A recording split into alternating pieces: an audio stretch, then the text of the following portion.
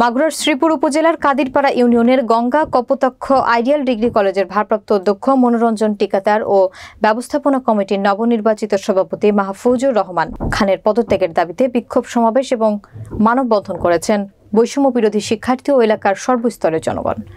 বিস্তারিত থাকছে নিজস্ব প্রতিবেদক আশরাফ হোসেন পল্টুর প্রতিবেদনে। রবিবার দুপুরে গঙ্গা কপোতাক্ষ আইডিয়াল ডিগ্রি কলেজের প্রধান ফটকের সামনে এ বিক্ষোভ সমাবেশ এবং মানববন্ধন অনুষ্ঠিত হয়। প্রতিবাদ সমাবেশে অধ্যক্ষ ও সভাপতি পদত্যাগের দাবি তুলে ৭২ ঘন্টার আলটিমেটাম দেওয়া হয়।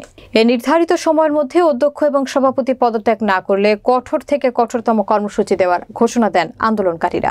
বিক্ষোভ সমাবেশ এবং মানববন্ধন কর্মসূচির মূল নেতৃত্বে ছিলেন কাদিরপাড়া ইউনিয়ন বিএনপির সভাপতি আবু জাফর মণ্ডল, সাধারণ সম্পাদক মফিজুল হক বাবলা, সাংগঠনিক সম্পাদক শিহাবুদ্দিন লাইফ, কাদিরপাড়া ইউনিয়ন ছাত্রদলের সাবেক সভাপতি ও ইউপি সদস্য মিজানুর রহমান, বিএনপি নেতা তিতাস আহমেদ কেবু, উপজেলা ছাত্রদলের আহ্বায়ক কমিটির সদস্য শাহরিয়ার হোসেন সাদ্দাম সহ বৈষম্য বিরোধী ছাত্র আন্দোলনের শিক্ষার্থী ও এলাকাবাসী। বক্তারা বলেন, গঙ্গা কপোতাক্ষ আইডিয়াল ডিগ্রি কলেজের দায়িত্বপ্রাপ্ত অধ্যক্ষ মনোরঞ্জন টিকাদার ও আওয়ামী লীগ সরকারের সাবেক এমপি অ্যাডভোকেট সাইফুজ্জামান শিখরের আত্মীয় পরিচয় দানকারী আইডিয়াল ডিগ্রি কলেজের ব্যবস্থাপনা কমিটির নবনির্বাচিত সভাপতি মাহফুজুর রহমান খানের অনতিবিলম্বে পদত্যাগ চাই।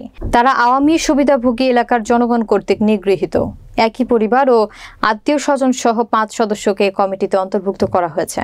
এ সময় তারা অবৈধ এই ব্যবস্থাপনা কমিটি ভেঙে দ্রুত নতুন কমিটি গঠনের জোর দাবি জানান। তবে খোঁজ নিয়ে জানা যায়, ভারপ্রাপ্ত অধ্যক্ষ মনোরঞ্জন টিকাদার ভারপ্রাপ্ত অধ্যক্ষ গত ৮ সেপ্টেম্বর অব্যাহতি চেয়ে তৎকালীন সভাপতি ও উপজেলা নির্বাহী অফিসারের নিকট আবেদন করেন, কিন্তু অদ্যাবধি কোনো কার্যকরী পদক্ষেপ গ্রহণ করা হয়নি। তবে গঙ্গা কপোতাক্ষ আইডিয়াল ডিগ্রি কলেজের নবনির্বাচিত সভাপতি মাহফুজুর রহমান খান মুঠোফোনে এ বিষয়ে বলেন, আমি ওই কলেজের একজন প্রতিষ্ঠাতা। নিয়মতান্ত্রিকভাবেই জাতীয় বিশ্ববিদ্যালয় কর্তৃক কমিটির অনুমোদন হয়েছে। তারা যে অভিযোগ করেছে সেটা সঠিক নয়। ৬ মাসের জন্য অ্যাডহক কমিটি জাতীয় বিশ্ববিদ্যালয় অনুমোদন দিয়েছে।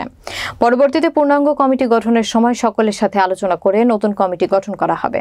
তবে এ বিষয়ে গঙ্গা কপোতাক্ষ আইডিয়াল ডিগ্রি কলেজের সাবেক ভারপ্রাপ্ত অধ্যক্ষ অসিত বরণ চক্রবর্তী আন্দোলনকারীদের দাবির মুখে বলেন, আমরা সাধারণ শিক্ষকগণ এই বিষয়ে আলোচনা করে এলাকার সকল শ্রেণীর লোকজনকে নিয়ে একটি সুন্দর কমিটি গঠনের জন্য প্রস্তাব করেছিলাম, কিন্তু অধ্যক্ষ এবং সভাপতি আমাদের কথা না রেখে তাদের মন গড়া কমিটি দিয়েছেন। রাতের আধারে অবৈধ যে কমিটি হয়েছে, আমরা এই কমিটির তীব্র প্রতিবাদ জানাই।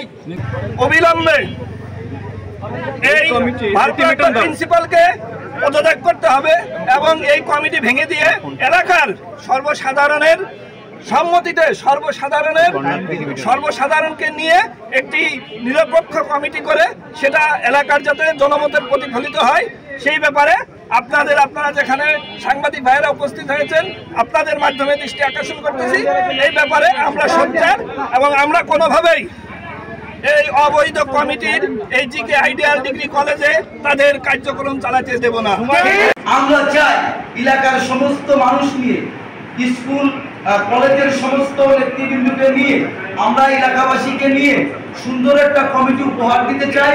এই জায়গায় সবাই আপনাদেরকে আমি দৃষ্টি আকর্ষণ করছি, আপনারা জিনিসটা ৩ কার্য দিবসের ভিতরে, ৩ দিনের ভিতরে আপনারা চেষ্টা রাখেন এটা সুরাহ করার জন্য।